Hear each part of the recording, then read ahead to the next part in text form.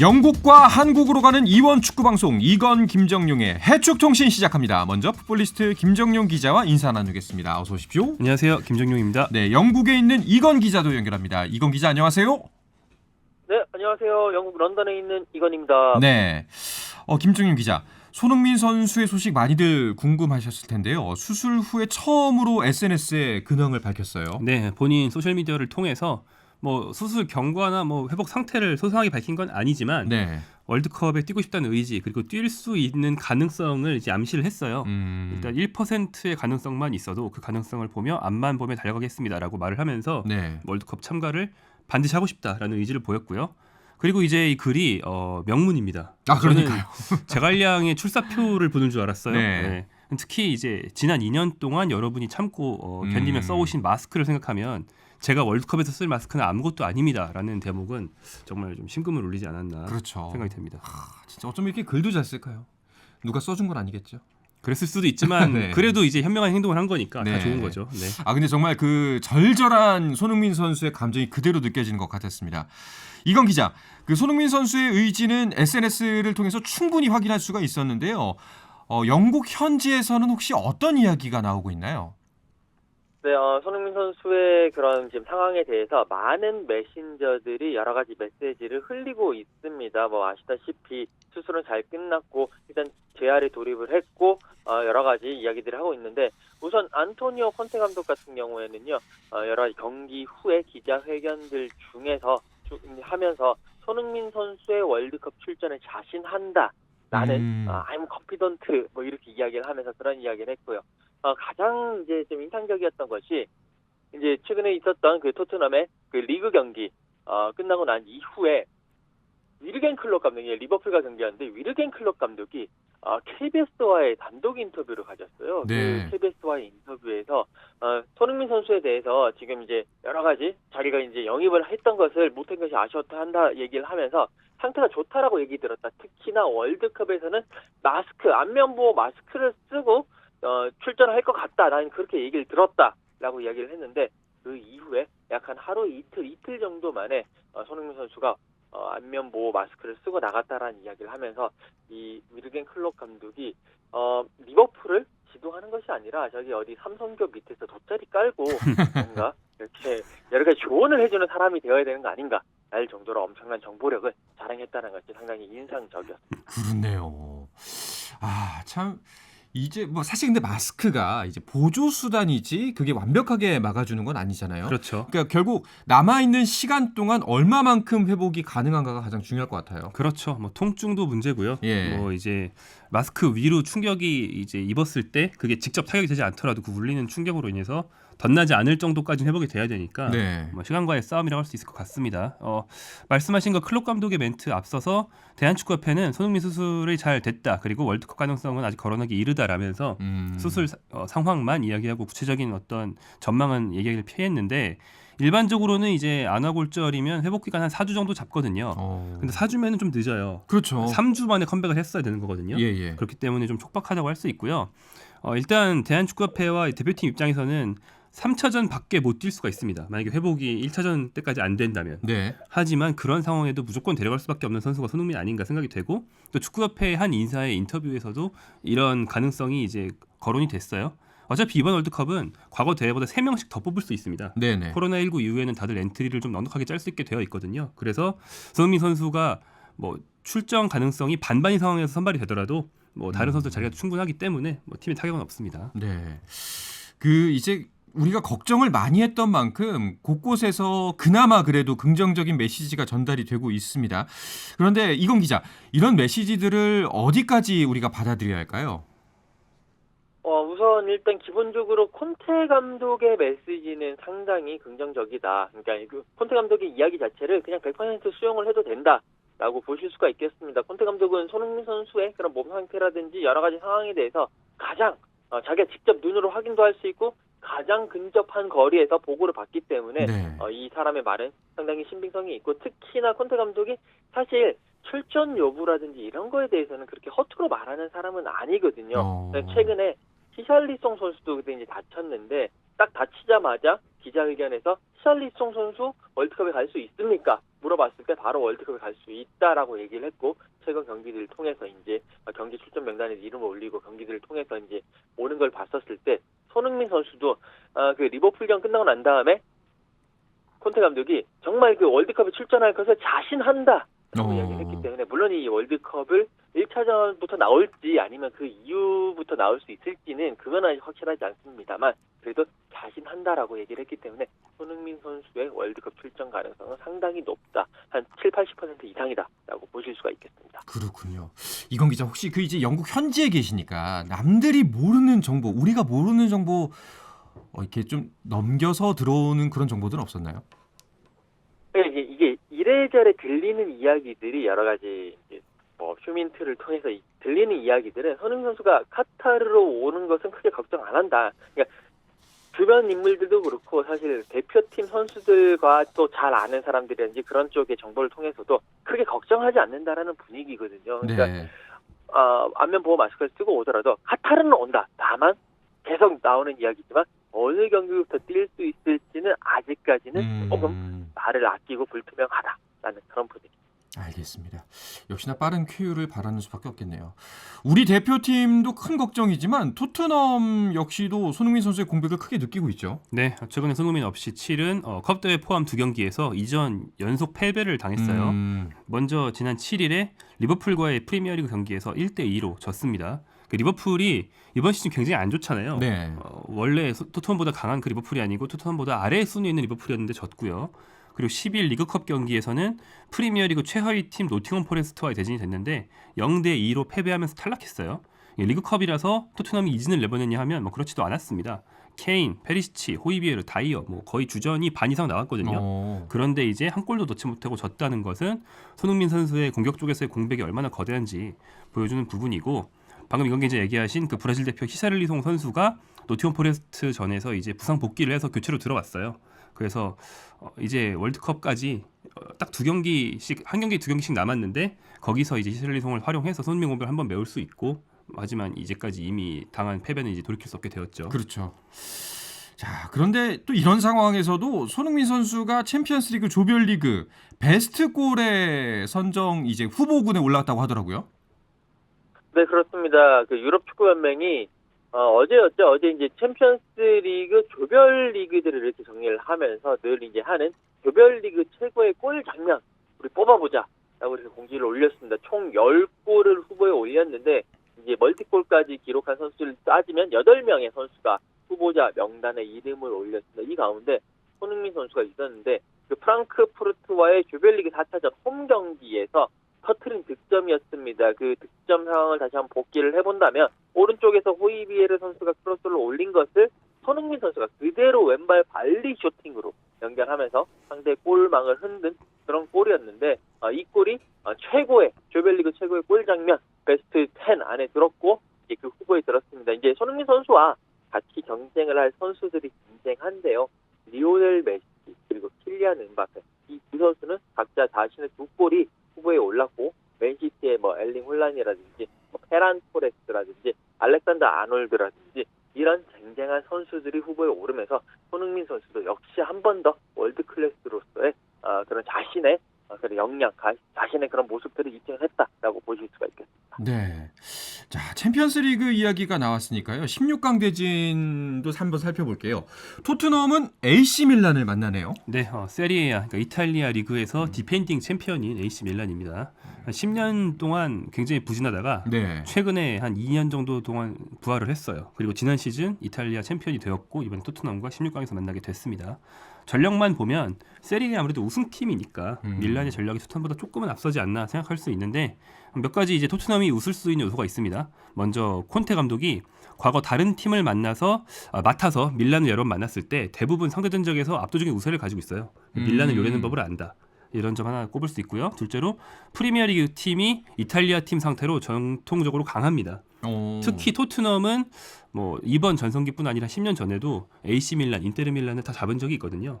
그렇기 때문에 토트넘 측에서도 충분히 뭐 기분 좋을 만한 요소가 있는 그런 대진입니다. 그거는 뭐 이제 프리미어리그의 성격과 이제 뭐 세리아의 성격이 좀 달라서 그런가요? 그렇죠. 리그별로 좀 상승 관계가 있어요. 예. 이를테면 이탈리아 팀들은 또 독일 팀 상대로 대체로 좀 강한 경향이 있습니다.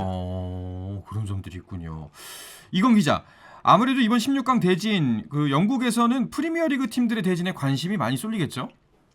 네, 그렇습니다. 일단 영국에 있는 잉글랜드에 있는 4개 팀이 다 16강에 올랐기 때문에 과연 어떤 팀들과 맞부딪히게 되느냐에 대해서 큰 관심을 보였고 뭐 계속 얘기한 대로 토트넘은 AC 밀란과 만나게 되고 맨체스터 시티는요 독일의 라이프치히와 상대를 합니다. 그리고 첼시 역시 독일의 도르트문트와 상대를 하는데 이제 리버풀이 이번에 16강에서 레알 마드리드와 상대를 하게 됐습니다. 네. 이 경기 자체가 가장 큰 관심을 가지고 있고 영국 현지에서도 이게 16강 맞느냐 그냥 결승전 아니냐라고 할 정도로 대단한 양팀이 올라왔고 사실 이제 이 리버풀, 레알 마드리드 두 팀 챔피언스 리그 결승에서도 이미 2번을 맞붙은 바 있고요. 그리고 챔피언스 리그에서 총 9번을 맞붙었는데 레알 마드리드가 리버풀의 5승 1무 3패로 앞서 있거든요. 그렇기 때문에 리버풀 입장에서는 최근 리버풀이 물론 이제 토트넘을 잡기는 했습니다만 최근 경기력이 그렇게 좋지가 않기 때문에 네. 이번에는 유럽 대회에서의 꿈이 16강에서 끝나는 게 아닌가라는 알 수 없는 불안에 몹시 힘들어하고 있는 그런 상황. 네, 빅매치가 하나 예견이 돼 있네요. 그러면 아까 질문에 이어서 그 리그 간의 상성으로 봤을 때 독일 리그는 영국에 강한가요? 여기는 또 꼭 그렇지는 않고요. 네. 이 사이에는 그렇게 명확한 사성 관계는 없는 것 같아요. 제가 통계를 확인해 보진 않았지만 제가 기억나는 어떤 명경기들을 볼 때는 뭐 그냥 팀 전력에 따라서 그때 달랐던 것 같습니다. 알겠습니다. 자, 그렇다면 김민재 선수의 나폴리는 어떤 팀과 대결하는지도 궁금합니다. 네, 나폴리는 독일의 프랑크푸르트를 상대하게 됩니다. 이것도 나폴리 입장에서는 좀 좋은 대진이라고 할 수 있어요. 토트넘과 같은 조에서 2위로 올라온 팀이기 때문에 사실 조별리그 동안 한국 팬들한테서 좀 친숙해졌을 만한 그런 팀인데 좀 오랫동안 중위권에 머물러 있다가 굉장히 간만에 부활해서 네. 챔피언스리그 진출한 그런 팀이고요. 이 팀은 일본 대표 선수들이 좀 많습니다. 공격진에서 공격을 이끈 선수가 일본 대표 에이스 가마다 다이치. 네. 이 선수는 아마 이번 카타르 월드컵에서도 일본을 이끌 거예요. 그리고 수비진에는 베테랑 수비수 하스베 마코토, 구자철 이런 선수들이랑 동료로 뛰었던 그 선수인데 아직도 독일 분데스리가에 남아서 베테랑으로 뛰고 있거든요. 네. 그래서 김민재가 미니 한일전을 갖게 되는 그런 대진입니다. 그렇군요. 나머지 세 개의 대진도 짚어주시죠. 네, 이탈리아의 인터에르 밀란은 포르투갈의 포르투와 경기를 합니다. 그리고 벨기에의 클리프 브리어가 포르투갈의 벤피카와 경기를 하는데 이 두 팀 모두 사실 16강 진출만 해도 잘한 거기 때문에 둘 중 하나 무조건 8강 간다는 거잖아요. 네네. 어느 쪽이 8강을 가든 굉장히 구단 역사에 남을 그런 성과가 될 거고요. 그 다음에 최대 빅매치가 남았습니다. 독일의 바이에른 뮌헨 그리고 프랑스의 파리 생제르맹이 격돌합니다. 그렇군요. 그런데 이건 기자, 챔피언스리그 16강전은 아직 한참 남았죠? 네, 그렇습니다. 이제 원래 이게 챔피언스 리그가 조별리그를 하고 난 다음에 그 다음에 이제 토너먼트로 넘어가게 되는데 원래 토너먼트가 후반기 시즌, 그러니까 보통 이제 8월 달에 시작을 해서 5월 달까지 시즌을 하게 되면 그 이후에, 그러니까 1월 그 다음 해 하는, 그러니까 1월 달, 2월 달부터 시작하는 그 후반기 시즌에 하게 되는데요. 이번 올해 같은 경우에는 사실 챔피언스 리그 조별리그가 월드컵 여파로 상당히 빡빡한 그러니까 빡빡한 일정 속에서 소화를 하게 됐고 11월 초에 끝났습니다. 그리고 이제 다시 16강전부터 시작하는 이 노가웃 페이지, 그러니까 이 토너먼트는 예년대로 돌아가서 2월 달부터 16강전을 시작을 하게 되고요. 예를 들어 토트넘 같은 경우에는 2월 14일에 AC 밀란 원정에 가서 1차전을 하고 3월 8일에 자신들의 홈에서 2차전을 하게 되고 나폴리 같은 경우에는 2월 21일에 그 원정 경기 프랑크푸르트 원정 경기를 하게 되고 3월 15일에 다시 자신들의 홈에서 2차전을 하게 되는 예년과 같은 스케줄로 다시 돌아오게 됐습니다. 네. 뭐 그렇게 생각하면 아직 시간이 많이 남아있긴 하지만 또 그 사이에 무슨 일이 벌어질지는 모르니까요. 뭐 김민재 선수의 나폴리가 지금 현재 기세를 이어갈 수 있을지 또 뭐 손흥민 선수가 재기에 완벽하게 성공할지 그런 부분들이 궁금해지네요. 네, 이제 월드컵까지는 뭐 딱 이번 주말만 남았고요. 근데 월드컵 이후에는 많은 리그들이 한 1주 정도 선수들 휴식을 주고 1월에 리그를 시작하는데 프리미어 리그는 월드컵에서 돌아온 선수들을 바로 경기에 투입해서 3세 간격으로 또 계속 활용을 해요. 그래서 프리미어 리그가 좀 더 체력 고갈이 좀 우려되는 그런 상황이면 전제로 이제 얘기를 해보면 일단 손흥민 선수의 재기를 바라는 게 토트넘의 입장일 거고 손흥민은 이제 챔피언스리그 16강 시점에는 아마 부상이 다 나았을 텐데 챔피언스리그에서 상당히 강한 편이잖아요. 특히 이제 18, 19 시즌에는 케인 없이 팀의 결승 진출 이끈 적도 있고요. 그 활약이 재현이 돼야만 토트넘이 8강을 노릴 수 있을 것 같고요. 나폴리 같은 경우에는 현재 팀 나폴리가 12승 2무로 선두 질주를 하고 있습니다. 네. 남은 한 경기에서 뭐 지든 이기든 무조건 이제 선두를 유지한 채로 월드컵을 맞게 되거든요. 이 상승세가 아마도 내년 2월까지 유지될 것이기 때문에 김민재 선수 입장에서는 세리에A 우승 그리고 챔피언스리그 호성적 두 마리 토끼를 다 노릴 수 있을 겁니다. 알겠습니다. 자, 이렇게 강리그 경기에 챔피언스리그, 조별리그까지 정말 바쁘게 달려오다 보니까 선수들의 부상 소식, 또 개개의 월드컵 낙마 소식까지 이어지고 있습니다. 이 이야기는 잠시 쉬었다가 와서 계속해서 나누겠습니다.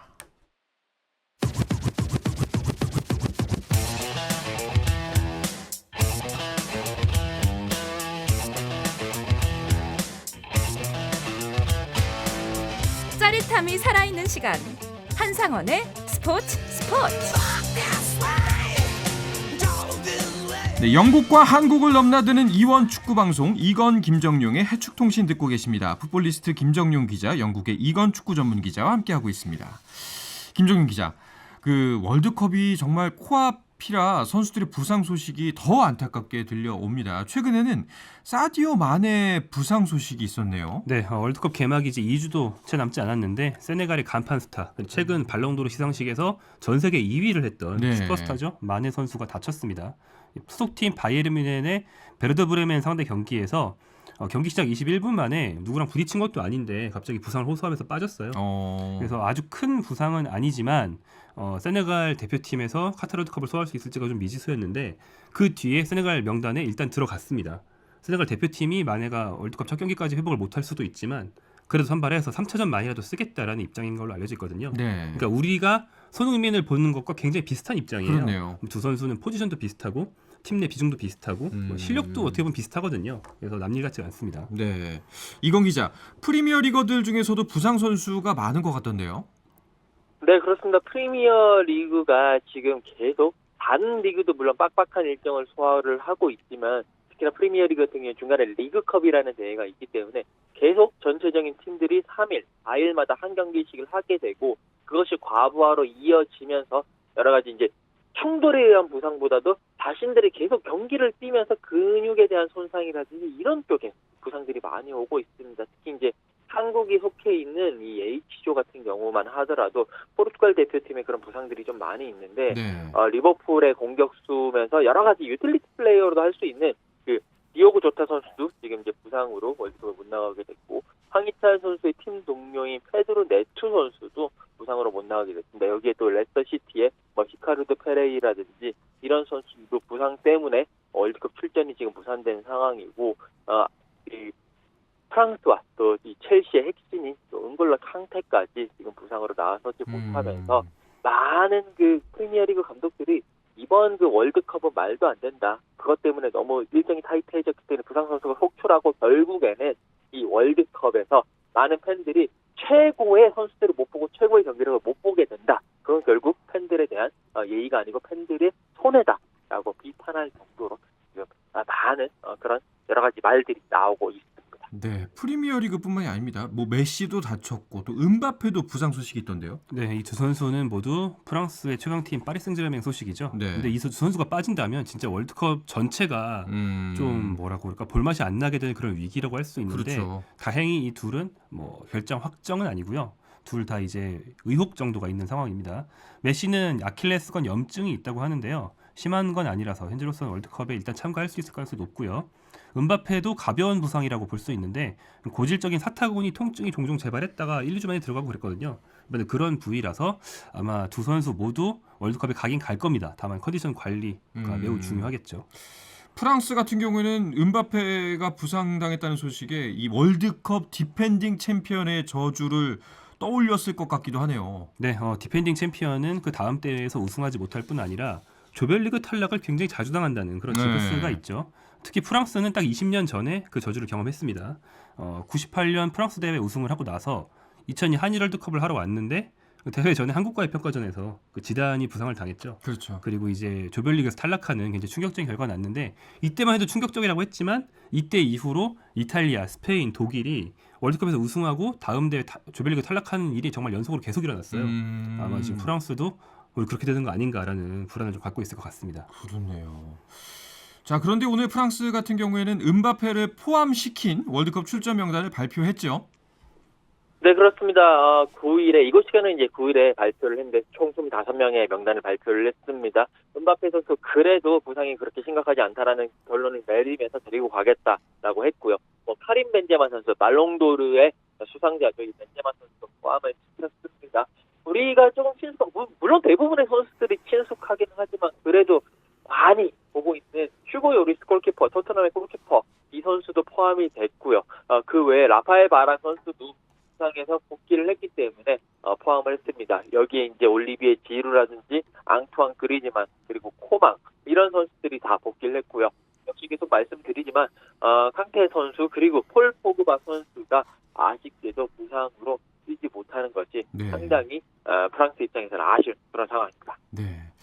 또 영국 같은 경우에는 뭐 선수들의 부상만큼이나 또 굉장히 놀라운 소식, 어떻게 보면 팬들에게 감동을 주는 소식이 하나 전해졌는데 맨유 에릭센이 카타르 월드컵에 간다는 소식이 화제가 됐어요. 네, 그렇습니다. 덴마크 대표팀이 또 이제 월드컵에 나설 선수들 명단을 발표를 했고 여기에 크리스티안 에릭센 선수가 이름을 올렸습니다. 에릭센 선수 그 유로 2020 당시에, 그러니까 2021년에 열렸던 유로 2020 당시에 경기 펼치다가 심정지가 오면서 생사의 길을 섰는데요. 여러 가지 이제 치료와 재활을 꾸준히 하면서 다시 그 축구 선수로 복귀를 했고요. 브렌트포드를 거쳐서 맨유로 이적을 하면서 최고급 그런 무대에서 최고 레벨의 무대에서 뛸 수 있다라는 걸 보여줬습니다. 그리고 드디어 다시 월드컵에 복귀를 하면서 정말 인간 승리의 하나의 표본이다. 정말 기적 같은 일을 펼치면서 이게 그 당시 사고가 벌어진 지 딱 18개월 만이거든요. 그렇기 때문에 1년 6개월 만에 다시 월드컵에 복귀하는 그런 인간 승리의 드라마를 보여줬다라고 하면서 영국 언론들 그리고 영국 팬들, 영국 사람들 모두 다 박수를 보내고 있습니다. 네. 자, 이렇게 속속 월드컵 엔트리를 발표하는 팀들이 나오고 있는데 또 어떤 나라들이 멤버를 공개했나요? 네, 요 며칠 동안 하루에 몇 나라씩 막 쏟아지고 있어요. 우리 한국도 토요일에 발표할 예정이고요. 네. 일단 브라질 우승 후보죠. 브라질은 이제 26명 명단 발표했는데 네이마르 당연히 들어 있고요. 손흥민 선수의 동료인 히샬리송 들어 있고요. 워낙 공격진이 굉장히 쟁쟁하다 보니까 최근 부활한 모습을 보이고 있던 리버풀의 스타 공격수 피르미누 같은 선수들은 이제 고배를 마셔야 했습니다. 그리고 웨일즈 대표팀도 가레스 베일이 있어서 이제 우리한테 친숙하지만 월드컵은 무려 64년 만에 본선인데 네. 엔트리가 나왔고요. 미국도 나왔고 그리고 크로아티아가 좀 재밌는데 크로아티아에 K리그 출신 선수가 있어서 뭐 한국에서 활동할 때 오르샤라는 등록명으로 활동했던 오르시치 선수 네. 전남 드래곤즈와 울산현대에서 뛰었었는데 이 선수가 한국에서 잘하고 그걸 바탕으로 모국으로 돌아가서 스타 선수가 되고 최근 대표팀 붙박이었거든요. 그래서 마침내 월드컵 승선까지 하면서 모드리치 같은 쟁쟁한 선배들과 함께 월드컵에 도전하게 됐습니다. 그렇군요. 말씀하셨던 것처럼 우리나라도 월드컵 엔트리 발표 토요일에 예정이 되어 있는데 그중에서도 이제 이강인 선수가 포함될 것인가, 어떻게 사용할 것인가에 대해서 관심이 많이 쏠리고 있죠. 네, 그렇습니다. 이강인 선수가 뭐 시즌 초반에도 잘했는데 이게 반짝이 아니고 계속 이어지고 있어요. 최근 마요르카가 2연승을 하면서 무려 10위까지 순위를 끌어올렸는데 그 과정에서 2연승을 비아레알, 아틀레티코 마드리드 같은 강팀 상대로 했거든요. 네. 그리고 이강인 선수는 뭐 골이나 어시스트를 양산하는 건 아니지만 경기력 보면 늘 좋습니다. 프리미어 세리아 라리가 최고의 그 미드필더들을 상대로도 네. 좋은 활약을 할 수 있다는 걸 보여줬기 때문에 여전히 그 경쟁력이 높다. 그래서 대표팀 가는지가 굉장히 궁금하다라는 상황이 되어 있고 뭐 현지에서도 이제 이강인이 가지 않겠느냐라는 전망들이 나오고 있죠. 경기력만 네. 봐서는 그러니까요. 뭐 실력도 실력이고 상황도 또 이제 손흥민 선수의 부상 문제도 있기 때문에 좀 어떻게 활용 방법을 잘 찾아낼 수 있으면 좋겠습니다. 이건 기자, 울버햄튼의 황희찬 선수는 출전 기회를 요즘 좀 더 받는 것 같아 보이던데요. 어떤가요? 네, 정말 다행이다라는 그런 소식인데요. 지금 황희찬 선수 최근 울버햄튼의 2경기에서 연속 선발 출전을 했습니다. 이것이 이제 원래 원톱으로 나서는 디에고 코스타가 리그 경기에서 퇴장을 받으면서 이제 징계 여파로 공격수가 없기 때문에 황희찬 선수에게 이제 드디어 기회가 왔는데 브라이턴 먼저 이제 열렸던 리드와의 카라바오에서 모두 선발 출전을 했고요. 브라이튼전 같은 경우에는 이제 울버햄튼의 세메두 선수가 퇴장을 당하면서 그러면서 이제 조금 황희찬 선수도 기존의 계획보다는 조금 더 일찍 교체 아웃됐습니다만 활동량을 많이 선보였고요. 리즈와의 카라바오컵 경기에서는 풀타임 뛰면서 여러 가지 지금 약간 의기소침해 있는 모습이 아니라 상당히 자신감 있는 모습을 보여주면서 경기력이 올라오고 있습니다. 사실 이 황희찬 선수 같은 경우에는 지금 어깨가 무거워요. 이제 손흥민 선수가 부상으로 지금 저런 상황에서 카타르는 갈 가능성이 거의 확실하지만 그래도 어느 정도의 경기력을 다시 회복할 수 있느냐가 가장 큰 문제고, 그리고 황의조 선수가 최근 엄청난 부진에 빠져 있기 때문에 골을 넣어줄 선수는 황희찬 선수밖에 없거든요. 이런 상황에서 황희찬 선수가 다시 선발로 복귀를 하고 풀타임도 하고 슈팅도 때리면서 공격력을 조금씩 이렇게 올리고 있다라는 그 자체가 그래도 상당히 큰 플러스 요인이 될 것 같습니다. 네, 모쪼록 경기 이제 얼마 남지 않았는데 다시 컨디션을 끌어올렸으면 좋겠습니다. 김정희 기자, 마지막으로 우리 이번 주말 우리나라 유럽파들의 일정 간단하게 짚어주시죠. 네, 월드컵을 앞둔 마지막 유럽 일정입니다. 다들 부상을 조심했으면 좋겠고요. 먼저 토요일 저녁 11시에 나폴리와 우디네세의 경기에 김민재 선수가 나옵니다. 이 경기가 또 겹치는 일정인데 일요일 0시에 토트넘과 리즈 경기가 있습니다. 물론 손흥민 선수는 없지만 손흥민 선수가 관중석에 있을 수도 있고 네. TV에서 손흥민 선수 소식이 나올 테니까 주목이 되고요. 일요일 새벽 4시 45분에 울버햄턴과 아스널의 경기에서 황희찬 선수가 출격을 노리고 있고요. 일요일 밤에는 11시 30분 마인츠와 프랑크푸르트 경기에 이재성 선수, 그리고 월요일 새벽 1시 30분에 프라이부르크의 정우영 선수가 출격을 노리고 있습니다. 네, 잘 알겠습니다. 자, 이야기를 끝으로 이번 주 해축통신 마치겠습니다. 이건 기자, 오늘도 고맙습니다. 네, 감사합니다. 네, 풋볼리스트 김정용 기자도 감사합니다. 고맙습니다. 네, 저는 내일 저녁 8시 30분에 다시 돌아오겠습니다. 한상원의 스포츠.